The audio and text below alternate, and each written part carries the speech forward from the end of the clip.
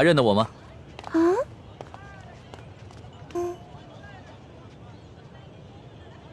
哦，大哥哥，是你呀！星儿，在吃什么呢？我娘煮的野菜糊糊，家里的米面都吃完了，只能吃野菜了。我娘说要再过几天，连野菜都没得吃了。这位公子爷是？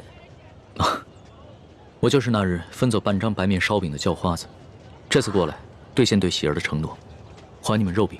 真的，娘，我就说嘛，大哥哥是不会骗我的。哎呦，你看我这眼睛，那日小夫人说话多有得罪，还望公子大人有大量，不要以小夫人一般见识。没事的，大嫂，在这灾荒之年，人人都只能顾自己。这喜儿啊，能把仅有的一张烧饼分我一半，这等大恩，也是让我终身难忘的。来，啊，肉饼，整整10张肉饼，赶紧吃吧。娘，你先吃吧。哎，谢谢公子爷。大嫂，能不能把这碗野菜糊糊给我喝呀？这公子一看就是出身不凡的大富大贵之人，如何喝得这个呀？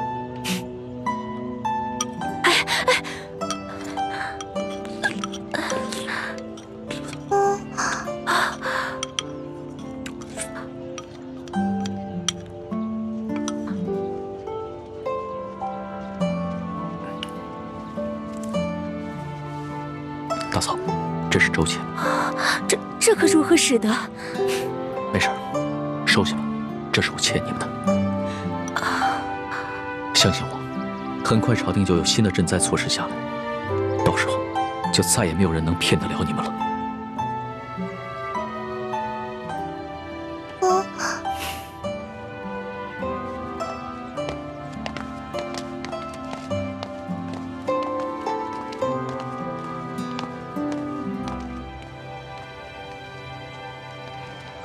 李太医，眼下易欢还没有消息，但是我已经决定明日回京，你不会怪我吧？主子言重了，主子乃万圣之尊，不宜久离京城。而且太皇太后已经传来懿旨，催主子回宫了。最重要的是，眼下山西有数十万的灾民急需朝廷的救助，更有看似表面祥和，其实已经危机四伏的朝局，需要我去治理整顿。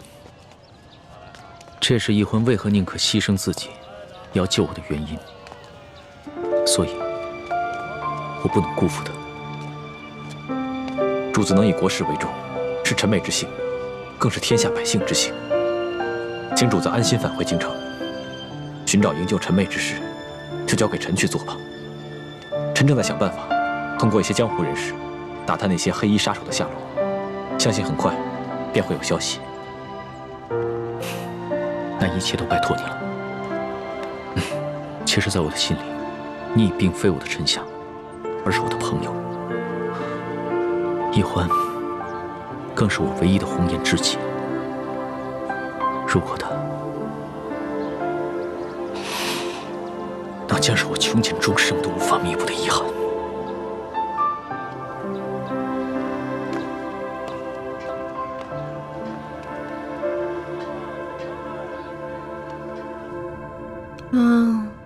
好饿呀！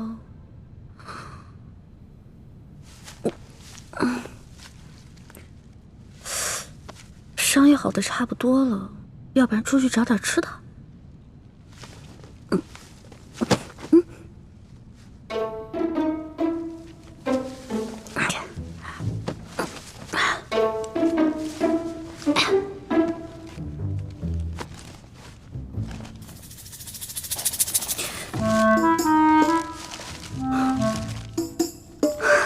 烧鸡，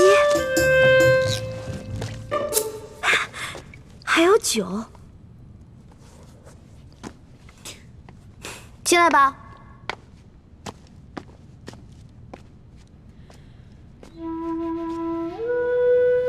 我不是说让你滚了吗？我滚了，我真的滚了。可是你的伤没好，我不放心你。而且我算了一下，我留给你的水啊、干粮还有药，你差不多也应该吃完了，所以我就又回来了。你如果真的关心我，就应该把我的行踪告诉朱哥哥，让他来接我。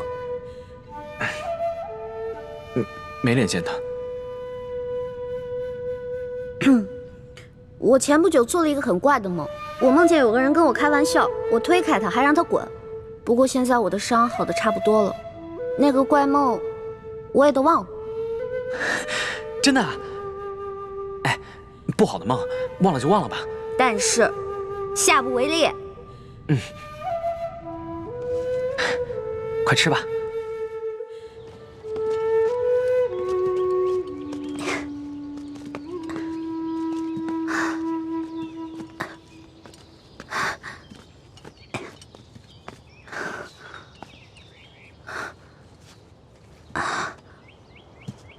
康熙和大师兄他们就在前面5里外的林子里扎营，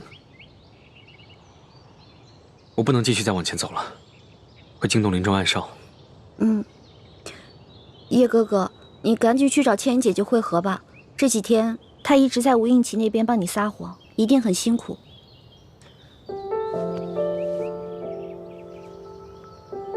信号弹你拿着，等我走了以后再放。我不想和大师兄碰面。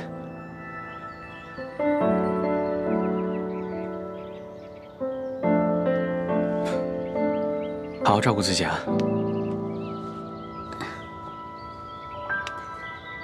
保重啊，叶哥哥。你也是，京城再见，保重。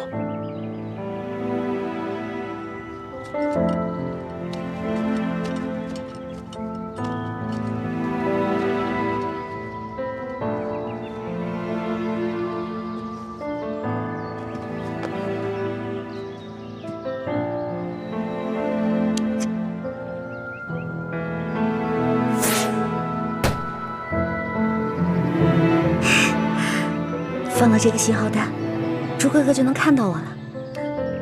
如果朱哥哥和龙小弟知道我平安归来的话，肯定像两个小傻子一样，嘿嘿，乐疯了吧？朱哥哥，你得快点来接我啊！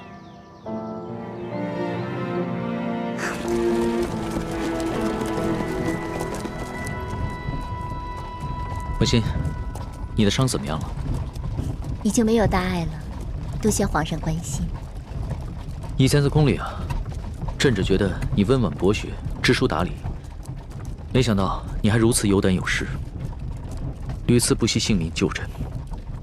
就只此一点，整个后宫无人能及你。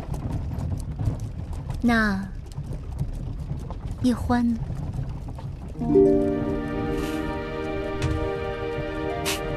叶欢他也是朕的知己，朕也想将他纳入后宫，只不过他始终都咬定不肯，而且他已经许配过人了。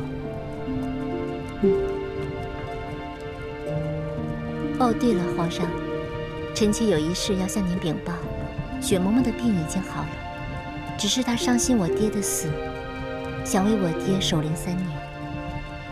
臣妾未向皇上请示，便自作主张的准了，还望皇上恕罪。雪嬷嬷忠心护主，就由她去吧，这些小事你自己决定就行了。是。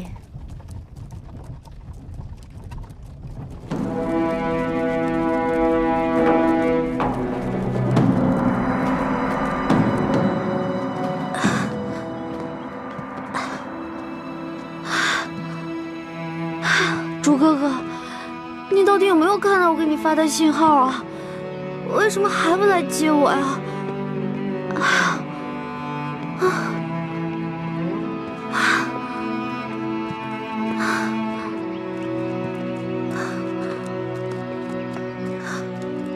这位大哥啊，我想问一下，驻扎在附近的军营呢？走了啊，他们在这儿待好几天，今天一早才走。啊？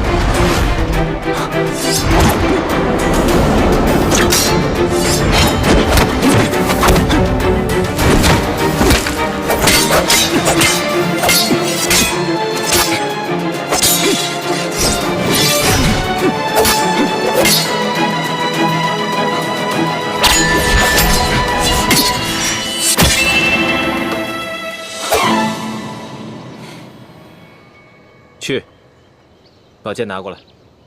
再来。不必了。论武功，从小到大我从未赢过你。不只是武功，其他任何方面，你也永远赢不了我。是，我永远都比不上你，从身份到能力。那你还痴心妄想，跟我抢一欢，自不量力。大师兄，你误会了，我从未想过和你抢小师妹。幻妹是不是在你手上？我今天早上就把她送回清军营地了，你没见到她吗？她能平安回来就好。这几天，我一直四处寻找你们，没有在营地里。你怎么知道？是我救的一欢。那夜，我找到康熙以后，就去追踪那批黑衣人的下落。结果发现，他们全都被人一剑毙命。你的剑法我再了解不过了，就知道是你及时赶到，救下了一欢。可我还是去得晚了一步。小师妹的脚被他们给刺伤了，失血过多，已经昏了过去。我只好找了一个安全的地方给她疗伤。既然这样，你为什么不送她回来？也没有给我发信号。我给你们发了那么多信号，你居然一个都没有回应我。不要给自己找借口。是男人，就要敢做敢当。好，我敢做敢当，是因为我太久都没有见到小师妹了。好不容易见到她，我不想那么快就跟她分开。我只是想好好照顾她几日。真的只想照顾她几日这么简单？大师兄，你这么说，侮辱了我这个师弟不要紧，你还侮辱了一欢，更侮辱了你自己。好，我暂且相信你。不过你给我记住了，注意自己的身份，否则我绝不饶你。其实你不必像防贼一样的防着我，我对小师妹的心伤不了你，倒是小师妹的心。她的心怎么了？大师兄又何必自欺欺人呢？小师妹虽然武功平平，但如果就论轻功来说，连大师兄你也要甘拜下风。她是为谁预选的？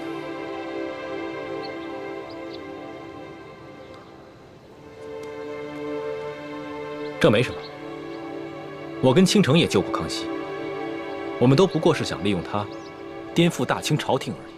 大师兄既然如此说，全当小弟多嘴了。我还要赶去跟樊师姐会合，先告辞了。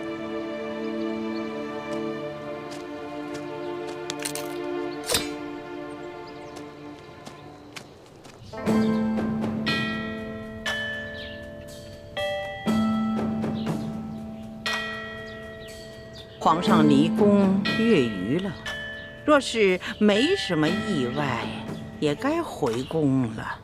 妾身心里也是这般想的，今儿一早很早就醒了，就盼着皇上能早点回宫。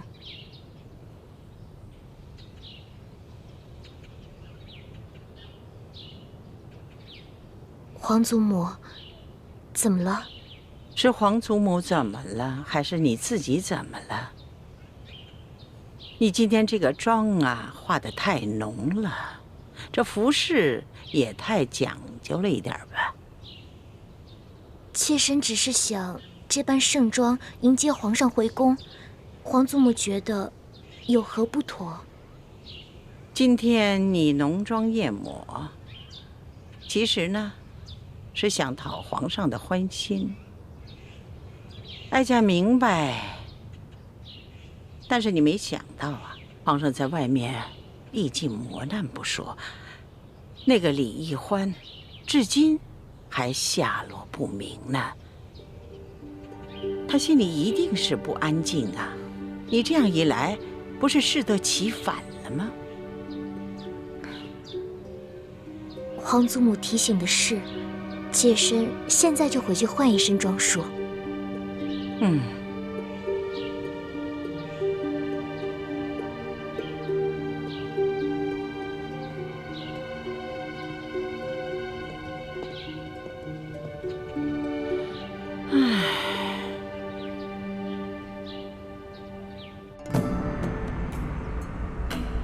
孙儿给皇祖母请安。皇上啊，快请起呀！来，坐下，坐下。哎，都起来吧。孙儿啊，你这次微服私访，收获一定很大呀！嗯，看这个精气神儿，跟以往都不同了。皇祖母，此次出巡确实受益匪浅。大有出宫一趟，胜读10年书之感。那为何要愁眉不展呢？叶欢为了救孙儿，落入了一群黑衣蒙面人之手，至今生死未卜，下落不明。孙儿的心里很是担心。这一皇姑娘能够拯救皇上，这是她的本分呢，这是应该的，这是她的荣耀啊！哀家一定会派人把她寻找回来才是。皇上不必太难过。皇后，朕还是第一次见你穿这么素的淡妆呢。皇上微服查访赈灾，受尽磨难，妾身在宫中理应与皇上同心，与民同忧，自然要穿得素淡一些。皇后有心了。对了，朕还有一件事要与你商量。皇上言重了，无论任何事情，妾身都听凭皇上裁夺。哎，你是这后宫之主，这后宫中的事情，当然要征询一下你的意见。此次丽嫔随朕出巡，几次为了救朕，不惜牺牲自己的性命。她的爹爹舒建也因公殉职，只留下这么一个孤女。所以，朕想升她为丽妃，再追封她爹为2等公。不知你意下如何？丽嫔妹妹温柔贤淑，妾身平常也一直很偏疼她。此次出行又护驾有功，自当嘉奖。皇上升丽嫔为妃，乃是后宫大喜之事，妾身十分赞同皇上的决定。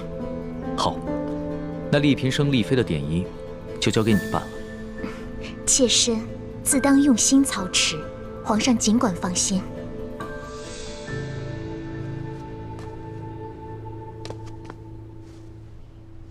李公公，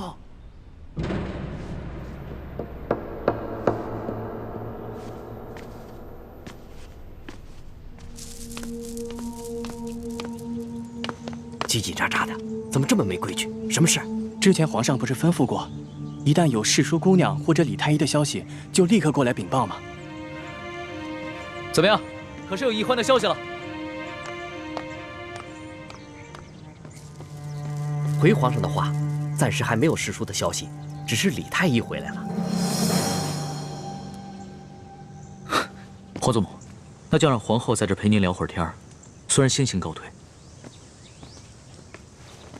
恭送皇上。怎么样？你可找到易欢？他可安好？他不是回营地跟皇上会合了吗？没有啊。怕是他回营地的时候，你们已经撤走了。当时还算安好，只是脚受了点伤。现在怎么样？我也不知道。你怎么会不知道呢？你为何不跟他一起回来？皇上，臣并没有找到易欢，而是发现他从黑衣人手上逃脱的一些线索，所以我还以为他已经跟皇上一块回京了呢。这皇上平日里一向性情稳重，唯独听到李易欢的消息，就立马沉不住气了。皇祖母息怒，这李易欢是为了救皇上，才落入了身份莫测的江湖人手中。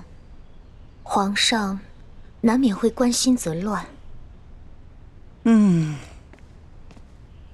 是啊，太皇太后，这些江湖杀手的来历，的确是有些蹊跷。有何蹊跷？奴才去搬救兵的途中，也遇到了几波这样的江湖杀手，而且这帮江湖杀手对奴才的行踪那是了如指掌，而刺杀皇上的这帮杀手，他们对皇上的行踪也是了如指掌，这就说明皇上的身边可能有内奸。皇上此行所带的30名侍卫，全都是三叔亲自挑选的8旗子弟，那自然不可能是内奸。李公公自幼入宫，在宫中服侍了30年，服侍了3代君王，自然也不可能是内奸。难道这内奸是这李氏兄妹？他们几次救护皇上，还有这李易欢被掳失踪，难道都是假的？宁愿受这苦肉计？李德福，哎，老奴在。这一次你一直是跟着皇上啊。这索额图调兵之后，你一直是在皇上身边，你有什么发现？回太皇太后，奴才没有发现李氏兄妹有什么异常。至于那些江湖杀手，奴才倒是听皇上说过，好像是平西王的手下。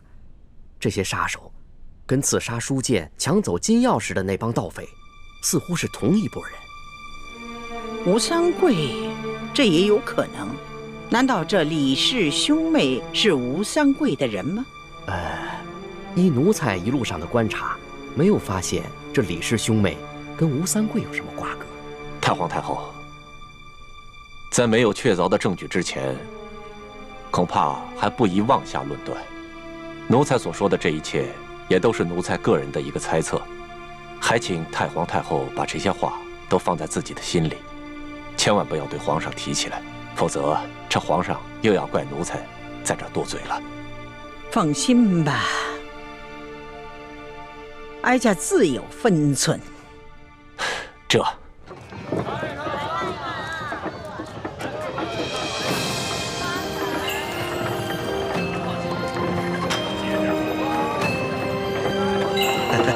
小兄弟到了。哎呀，谢谢你啊，给钱。客气啊，谢谢。不客气。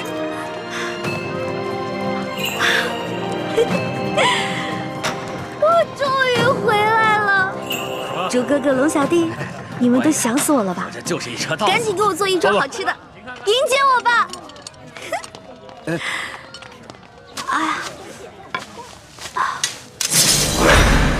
大人，这有刀，抓起来！别动，别动！放开我！别动！那小子跟他是一伙的，抓起来！光复我大明，大明万岁！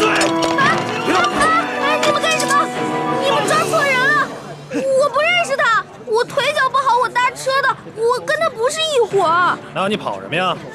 我看你抓乱党，我害怕，我就跑了。对，那小兄弟说的没错，他就搭我的顺路车，你们休得冤枉他！啊！你越是着急撇清，爷我心里就越明白。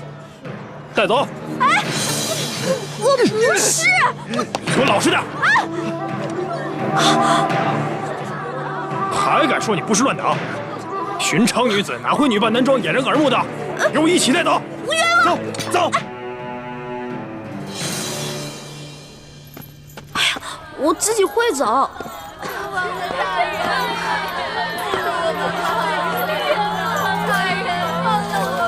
官爷，我是冤枉的，放我出去吧！冤枉了，我大人这就好，放我们出去！饶了我们吧，冤枉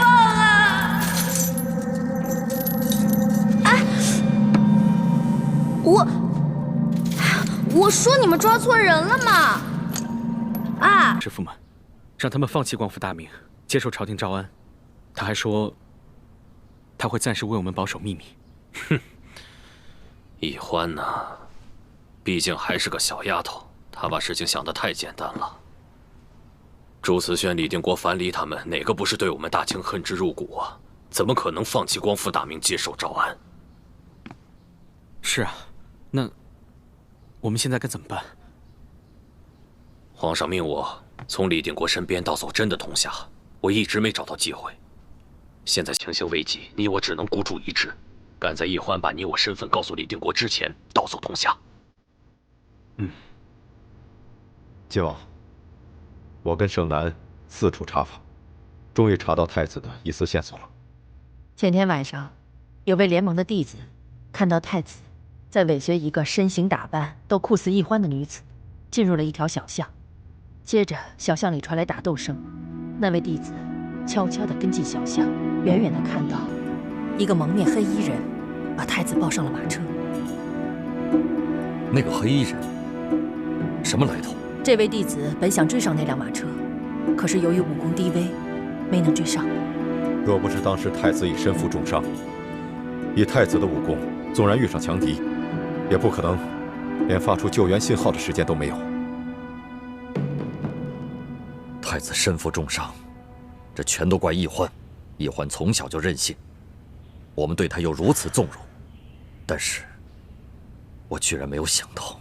爹，二师傅、三师傅，我回来了。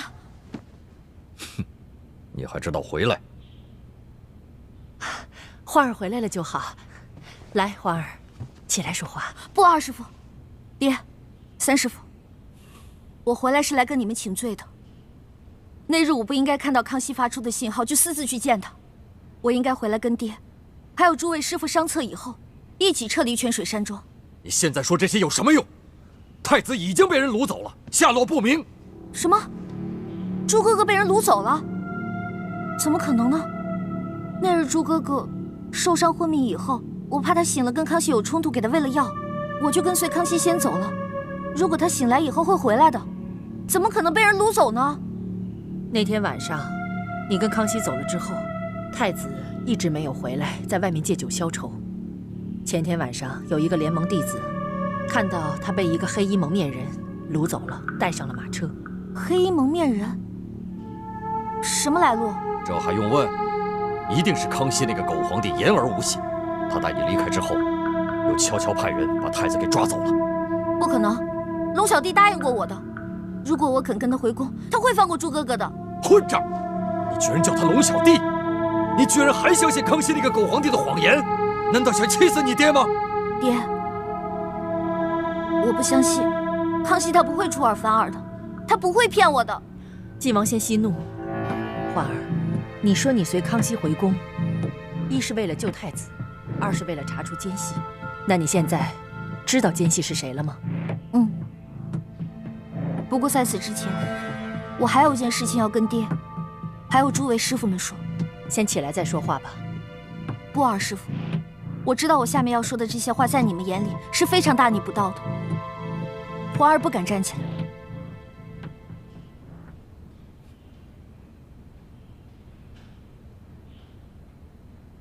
你要说什么？爹，我们为什么非要光复大明呢？只要全天下的老百姓过上好日子，这个天下姓朱或者爱新觉罗又有什么区别？我们为什么要挑起战争，让全天下生灵涂炭？我们为什么不能跟现在的朝廷合作，把我们的才能用在治国安邦上呢？混账！你居然说出如此大逆不道之言！你这次回来是受康熙挑唆，回来招降我们的吧？爹，从小到大你都教育我，说大清朝廷是如何的残暴无道，朱明天下才是正统。只有让朱哥哥当上皇帝，全天下的老百姓才有好日子过。但是在这大半年里，我跟康熙相处的这大半年，我看到的康熙，他心里不仅有朝廷，还有全天下老百姓和他们的疾苦。他励精图治，他是一个好皇帝啊！住口！继王，不要！不可，不可呀！爹，就算你今天杀了这些话，我也要说。欢儿，我们能不能别再光复大明了？你别说了，让全天下的老百姓过上几天好日子吧。欢儿，亲王，你不要忘记，易欢除了是你的女儿，她更是大明的公，她是大明未来的太子妃呀。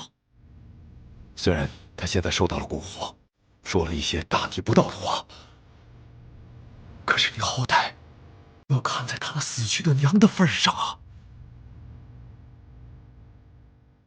你可知？你可知你是我大明的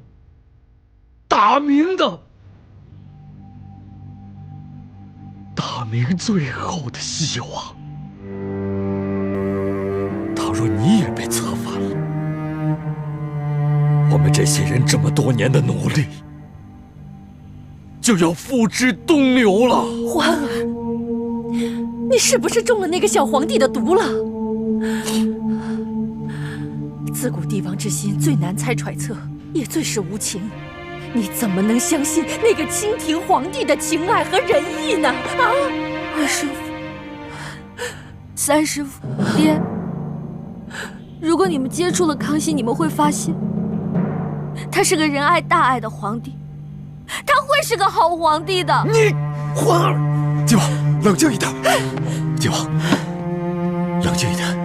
眼下欢儿算是被那个狗皇帝蛊惑得很深，说了一些大逆不道的话。可是我们急也没用，我们应该想办法让他认清那个狗皇帝的真面目，慢慢让他想明白。我相信他亲娘的在天之灵一定会保佑他的，不会让那些敌人利用他的。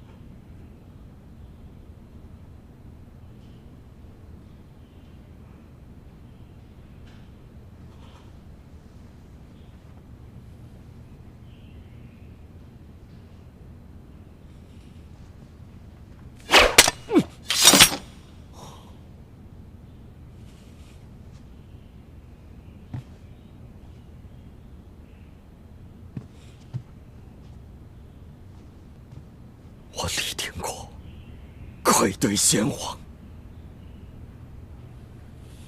愧对大明啊！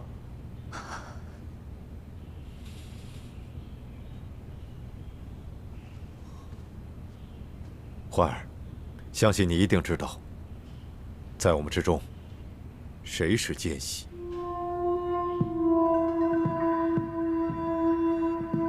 那间，他是你四师父吧？三师父，你怎么知道的？撤到这里之后，种种迹象表明，我们剩下的人之中还有清廷的奸细。我跟那二师父不可能是奸细，剩下的就只有你四师父了。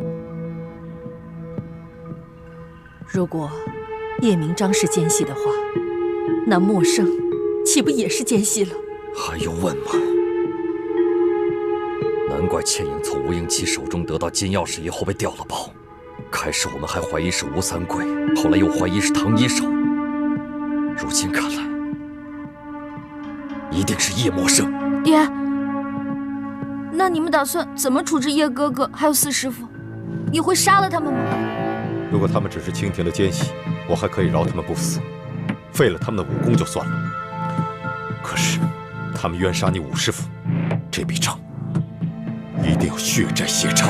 对，一定要他血债血偿。不好，如果他们父子是奸细的话，他们会不会打铜匣的主意？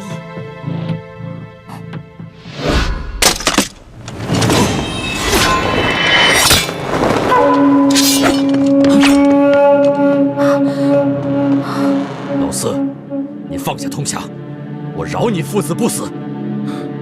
李定国，你以为我是3岁小孩啊？能上你的当？我杀了唐一手，你们肯定不会放过我的。老四，老五暗恋你这么多年，默默地等着你，一直不肯嫁人。你一直借口放不下你死去的夫人，不肯接受她的情谊，这就算了。可是我想不到，你还狠心把老五杀了。我也是没有办法。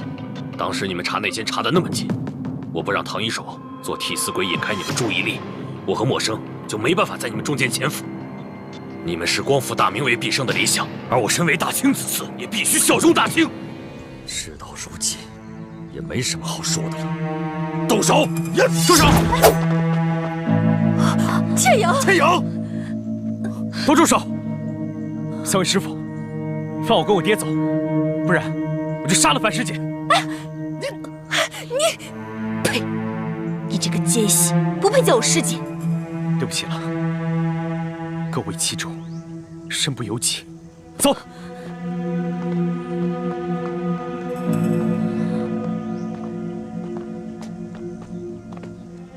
哥哥，你真的忍心杀了樊师姐吗？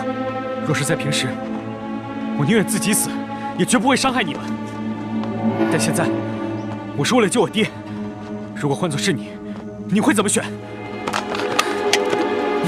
我数3声，如果你们不肯放我们父子走，我就杀了天影。休想！叶明章，1、2，你敢杀千影，我把你碎尸万段。3，慢！慢着！慢！叶明章，你也是看着千影长大的，难道你真忍心杀了他吗？只要你们肯放我们父子走，我保证，千影毫发无伤。你不就是想要人质吗？好，我来当你人质。相公，只要你放了千影，你要杀要剐，任凭你处置。爹，不要！千影，你是爹的女儿。你小的时候，爹为了救易欢，害你被熊抓毁了容。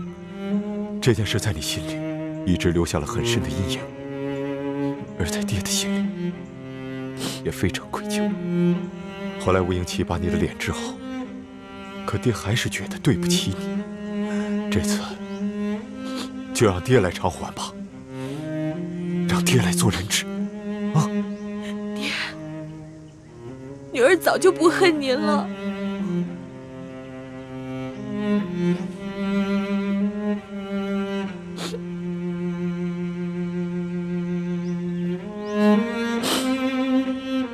真是父女情深呐！李定国，还是你够狠！当年为了保护永历帝，你居然亲手射杀了自己的妻子女儿，来成就你自己的愚忠。今天，你是想用倩影，还是想用樊兄来成就你的另一番功绩呢？爹。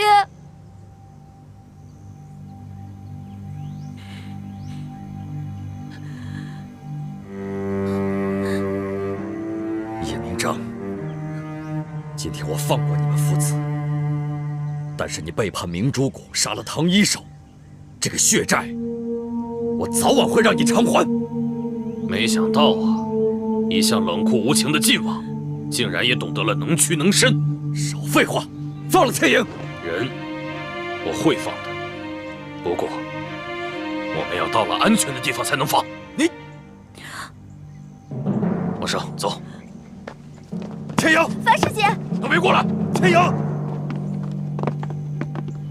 叶明章，你们已经到了安全地带，快把人放了！我们到了安全地带，自然就不怕你们了。人我是不会放的，他也是朝廷的重犯。叶明章，想不到你出尔反尔，毫无信用。你看着我走！叶明章，千影，你看着易欢。樊兄，我们追！好，千影，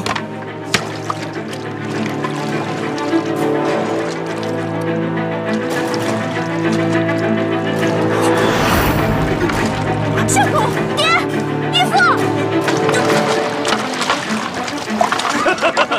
你们的法子，我早就做了手脚，一受重力必定会散架的。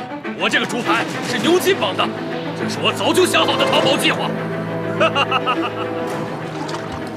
叶默生，没想到你和你爹都是这种毫无信誉的卑鄙小人，难怪小师妹她不喜欢你。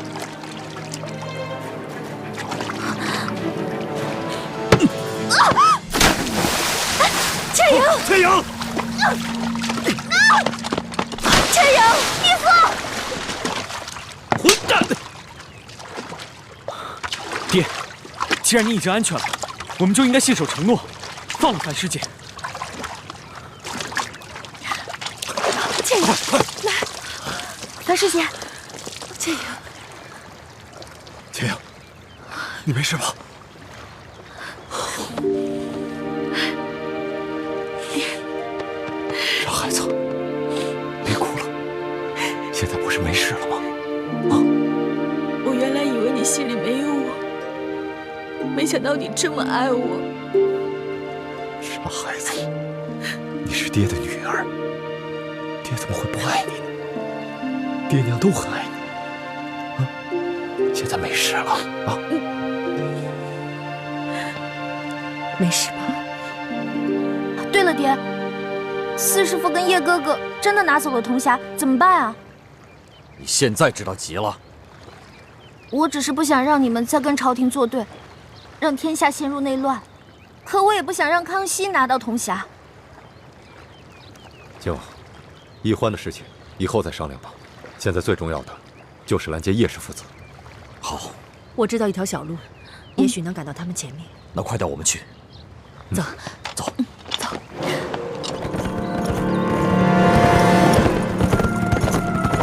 他们来了，准备动手。哎，爹，不行！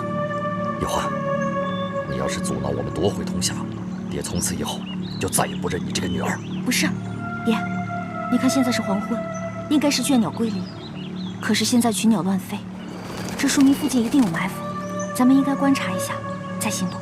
靖王，欢儿说的对，我们不可以情急之下乱了方寸。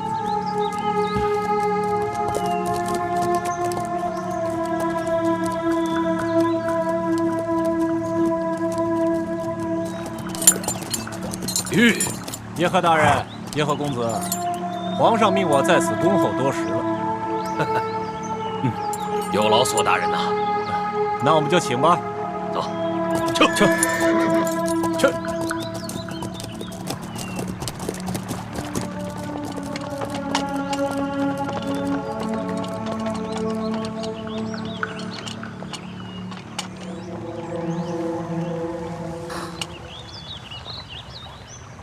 好险啊！亏了皇儿心细，不然的话，不仅拿不回铜匣，我们也无法全身而退。要是我们被擒了，这朱明联盟可就群龙无首了。唉，康熙现在手上已经有了铜匣和一把金钥匙，如果再让他得到另外2把金钥匙，那我们光复大明的大业就彻底的完了。不但没拿到铜匣和金钥匙，太子也必定落到了他们手里。奕欢，康熙一边让你来劝降我们，一边暗地派人把太子抓走，还派叶氏父子来盗走铜匣，设下埋伏，等待接应。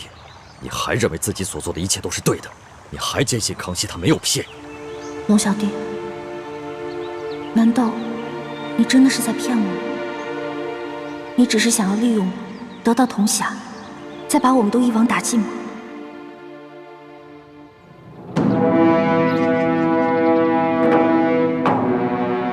一会儿太皇太后和皇上召见咱们，你尽量少说话，一切由阿玛应对。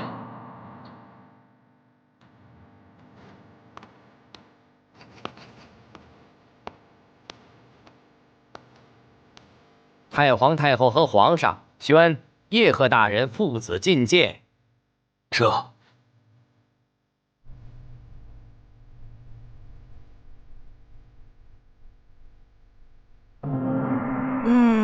这回这铜匣子可是真的了吧？回太皇太后和皇上，这铜匣乃是奴才父子从李定国房间的暗壁盗出，不会有假。可取一盆水来，奴才愿为皇上和太皇太后当场验证。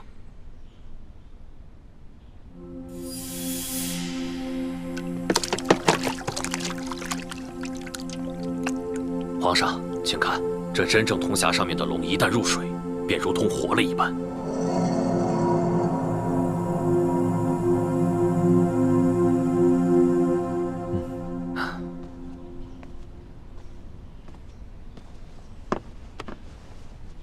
皇上，这叶赫那拉父子俩不仅是找回了一把金钥匙，而且还为皇上找回了真正的铜匣，立了大功了。皇上可得好好的封赏啊！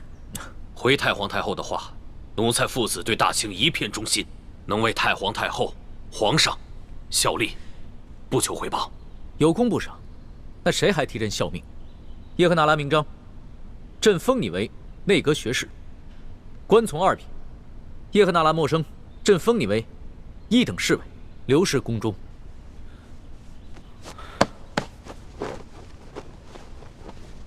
谢皇上隆恩。不仅他们父子俩理应封赏，还有一个人你也该赏赏。太皇太后宣答应，乌雅如意觐见。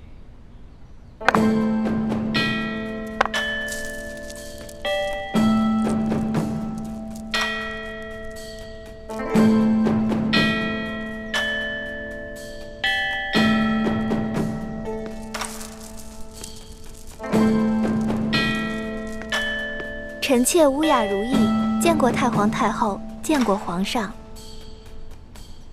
平身吧，都平身吧。谢太皇太后。谢太皇太后。乖孩子，过来，过来，来坐在哀家身边来。来，坐在哀家的身边来，来。皇祖母，这位是？她叫乌雅如意，由叶赫夫人一手把她养大，也算是叶赫那拉陌生的亲妹妹了。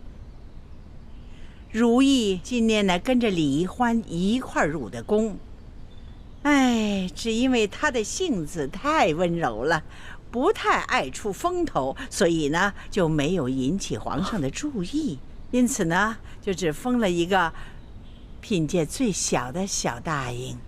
以后皇上啊，得多多的疼惜这孩子才是啊。既然是叶赫那拉家的人，那朕是应该好好的疼惜。从今日起，朕晋乌雅如意为德贵人。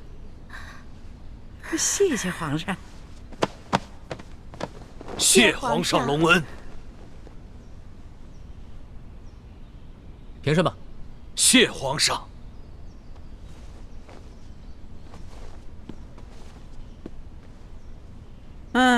再给皇上和哀家说说，李易欢劝降李定国等人的归降之事进展如何？回太皇太后的话，李易欢归来之后，并未向李定国等人劝降，而是拿着犬子默生写给皇上的密信，向李定国等人揭发奴才父子是朝廷的奸细，逼得奴才父子不得不强抢铜匣。那其中过程真是险象环生。幸亏樊倩影没有识破犬子的身份，被犬子突然袭击擒住作为人质，奴才父子才有命活着回来。这易欢他只是揭发了你们父子的身份，却并未劝降。不错，李易欢告诉李定国，说他之所以跟着皇上回宫，一是为了保护朱慈轩，二是为了查出内奸。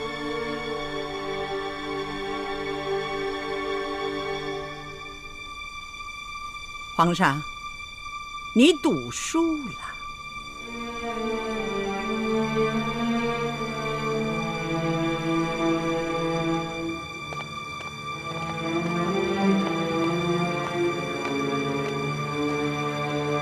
默生，你怎么搞的？刚才皇上封赏咱们父子和你表妹如意，你脸上为什么连喜色都没有啊？我甘心为朝廷卖命，不过因为我是阿玛的儿子，身体里流的是叶赫那拉氏的血，并不是为了什么封赏。可你如此，岂不让太皇太后和皇上起疑心呢？我顾不了那么多了。阿玛，我不明白，小师妹明明已经劝降了，而且还差点被大师傅杀了，你为什么还要撒谎？你懂什么？如果易欢劝降成功，那咱们父子10几年苦心潜伏岂不白费？那还有什么功劳可言？何况太皇太后曾暗中给阿玛下了懿旨，让我离间皇上和易欢的情感，难道阿玛还敢抗旨？这也是太皇太后的懿旨。不仅如此，让你悄悄抓住朱慈轩关进天牢，也是太皇太后下的懿旨。默生，你要记住，以前咱们身份没有暴露，还可以和明珠谷的人保持一份感情。现在咱们是大清的臣子，再也不能和明珠谷的人有任何瓜葛。你也不能称他们大师傅、小师妹了，否则，你将给叶赫那拉家族带来灭顶之灾。我们今后要建功立业，扶持你表妹在后宫上位才是。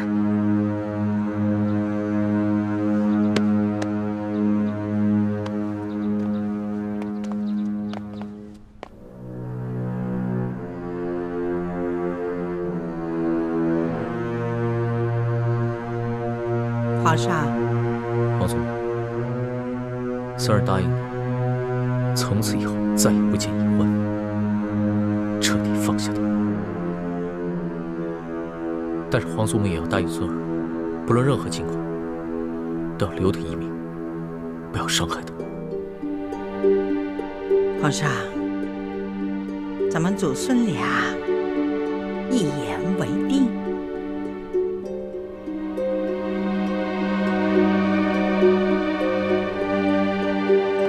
什么人胆敢擅闯宫门？我乃皇上的笔墨侍书，这块腰牌是皇上亲赐的。你等一下。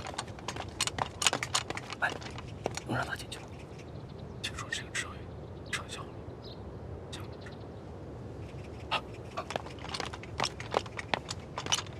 皇上有旨，笔墨侍书之职位已被撤销，这枚腰牌已经作废了。你是说，皇上不肯见我，连宫门都不让我进吗？没错，听说你以前很受皇上恩宠，可现在皇上连见都不想见你一面，还不快走！再敢在宫门口喧哗，我等就对你不客气了。龙小弟，不，皇帝陛下，原来这才是你我真实的距离。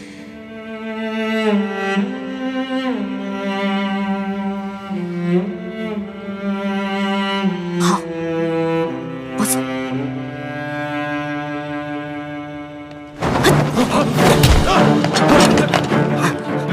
追！站住！别跑！站住！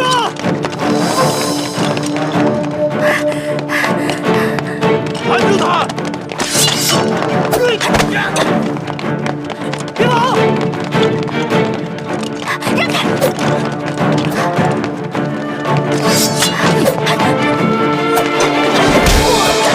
老孙子，这丫头只可生擒，不可伤的。闪开！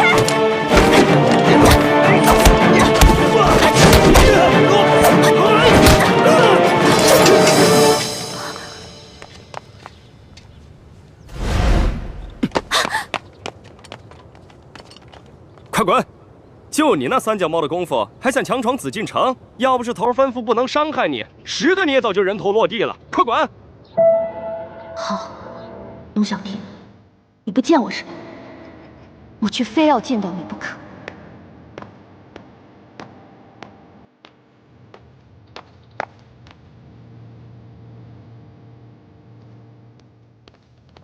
哎呦，李公公啊，您老是什么时候出去的？我们怎么没看见您出宫啊？咱家是奉了皇上的密旨，出宫办点差事，从侧门出去的。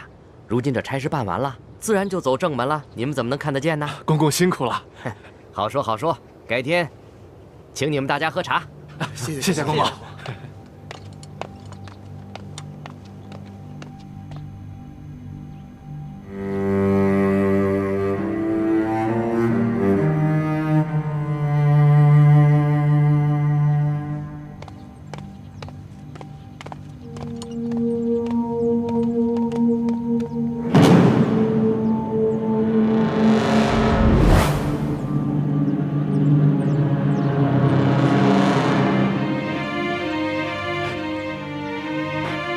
什么人？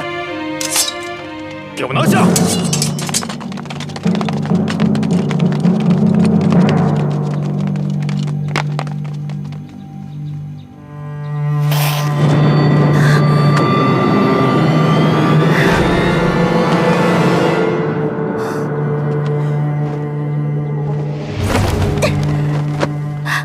李公公，是我。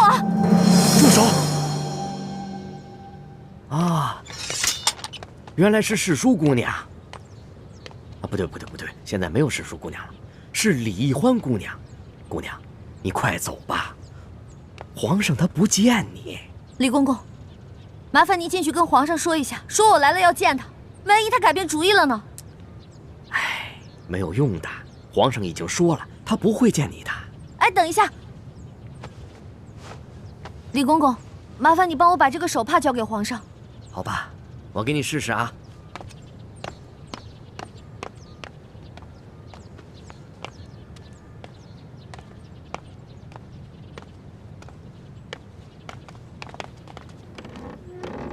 龙小弟，以前我可以随时见你，我的每一次出现都会给你带来惊喜。可是如今，我们却已是咫尺天涯，这道门槛，我再也跨不进去了。易欢姑娘，皇上还是不愿意见你。那我的手帕呢？啊，你的手帕皇上留下了，皇上让我把这个还给你。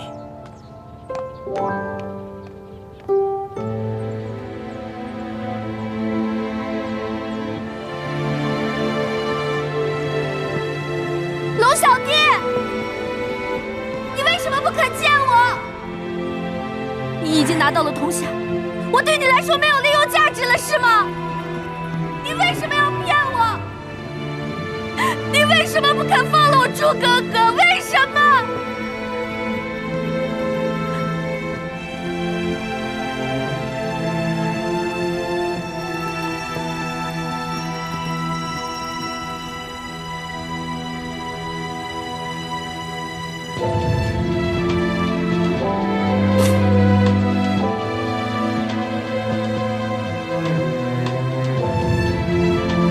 皇上有旨，送李欢姑娘出宫。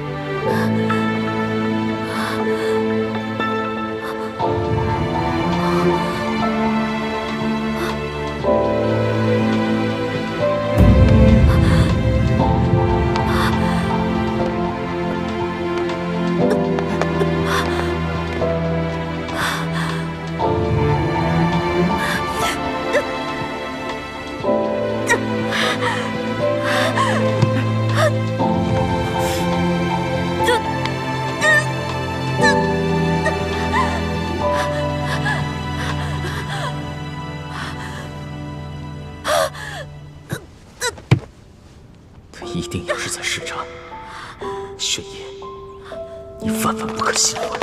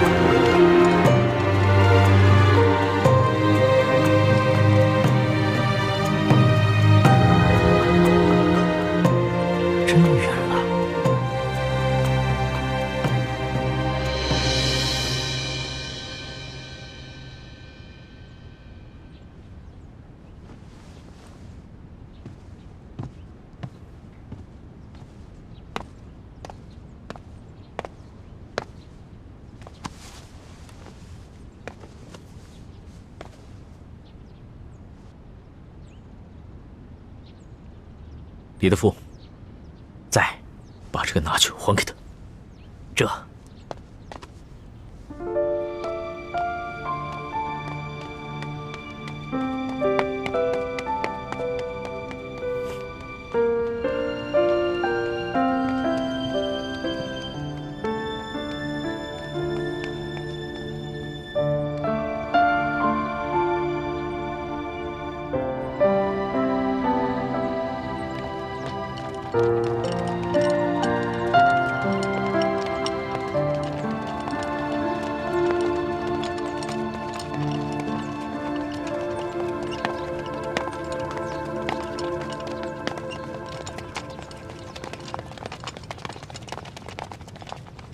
你们这是干嘛呢？义父，这李易欢假扮成李公公闯进宫来，说要见皇上，被皇上轰了出去。没想到他居然一下子晕倒了。哦。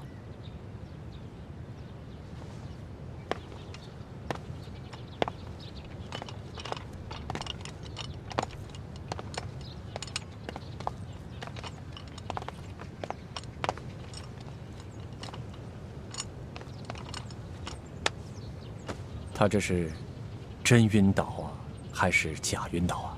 身体这么沉，想必是真的晕倒了。不过我听说他以前就有着头疼晕倒的毛病。对，听说他上一次晕倒了，皇上亲自守了他1天1夜呢。住口！别乱嚼舌头。皇上怎么可能为了一个女反党守上1天1夜呢？是卑职多嘴了，索大人恕罪。行了，把人抬走吧。这。马赛，来。怎么了，义父？一会儿你们把他抬到紫禁城外，你要想办法。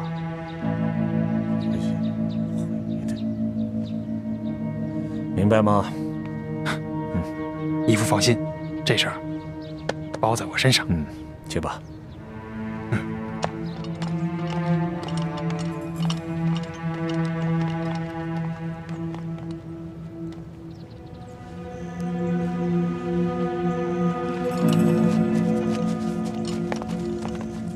你们先下去吧。这。